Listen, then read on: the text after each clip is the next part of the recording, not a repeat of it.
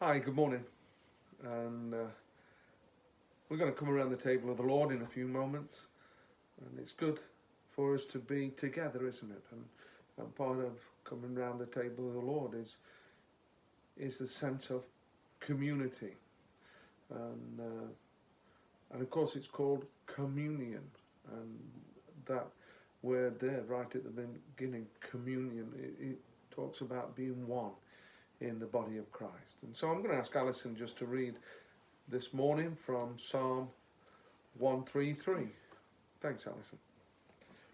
Behold, how good and how pleasant it is for brothers to dwell together in unity. It's like the precious oil upon the head, coming down upon the beard, even Aaron's beard, coming down upon the edge of his robes.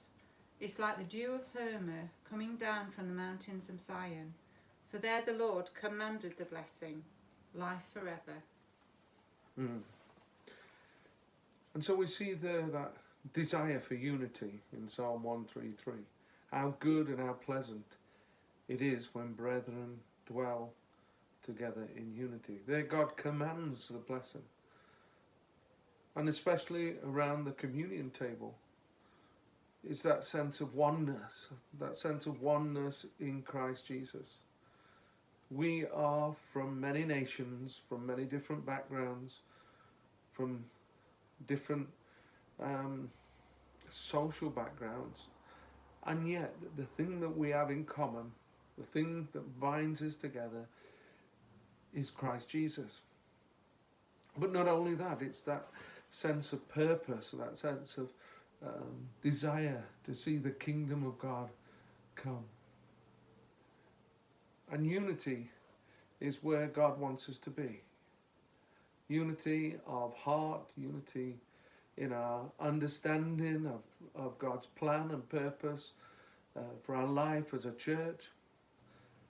Unity brings the very presence of God into our midst. And so this morning, the Word of God tells us that before we are to take the bread and the wine, we are to examine ourselves and to look at our motives, our attitudes, our understanding, and to, wherever possible, put that right. And maybe not even this morning to break bread, but allow it to pass by until such time as we can put something right with a brother. Let me read from the Passion Bible, the Passion translation of the Bible, should I say. And just come from 1 Corinthians 11 with this pair of eyes in the Passion translation.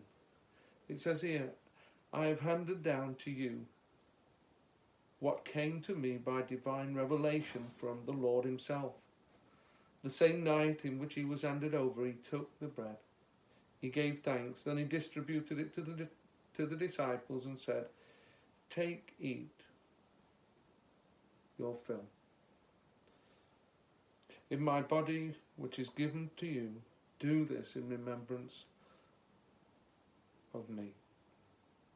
He did the same with the cup of wine after the supper and said, this cup seals the new covenant with my blood. Drink it, and whenever you drink this, do it in remembrance of me. Whenever you eat this bread and drink this cup, you are retelling the story, proclaiming our Lord's death until he comes. For this reason, whoever eats the bread or drinks the cup of the Lord in the wrong spirit will be guilty of dishonoring the body and blood of the Lord. So let each individual first evaluate his own attitude, and only then eat the bread and drink the cup. For continually eating and drinking with the wrong spirit will bring judgment upon yourselves by not recognizing the body. This insensitivity is why many of you are weak, chronically ill, and some even dying.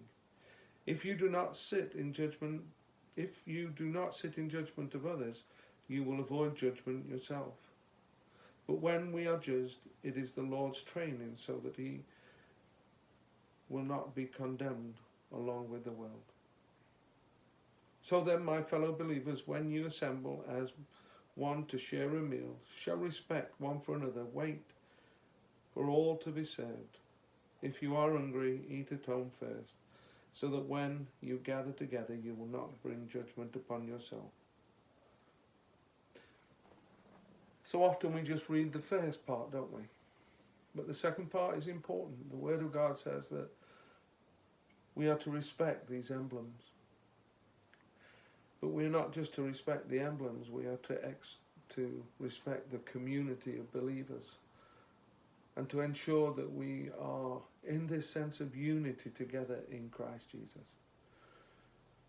So this morning I wanted just to take a moment before we come to the emblems, just to reflect upon the Word of God, and to think, and maybe in your heart you need just to put something right before God. Well, let's just take opportunity right now.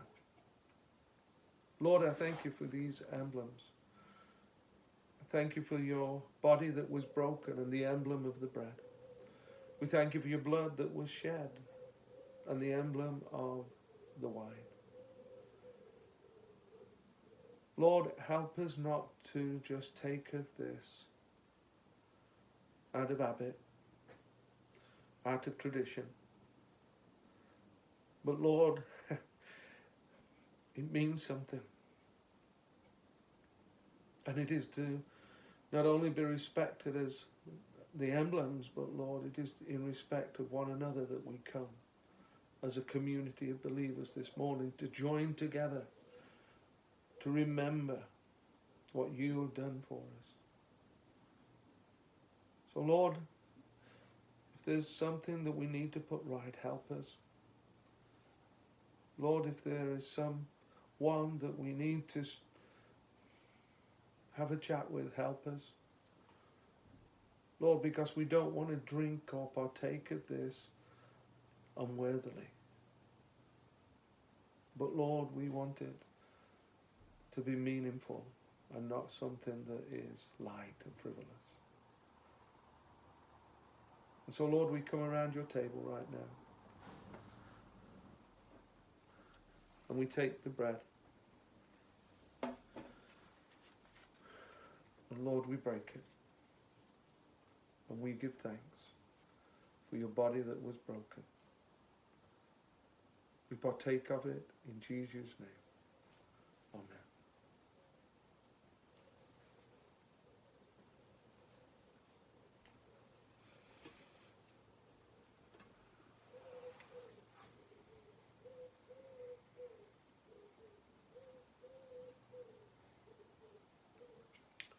Lord, your word says that this cup is the cup of the new covenant. The old has gone, the new has come. And Lord, you said that as we partake it, we recognize the new covenant. Lord, what you accomplished by the shedding of your blood upon the cross. Lord, we thank you. And we receive this cup in Jesus' name. Amen.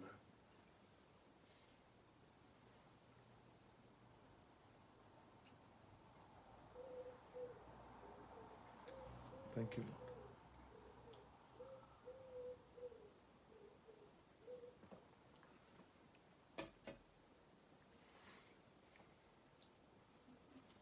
So, Lord, we thank you for the bread.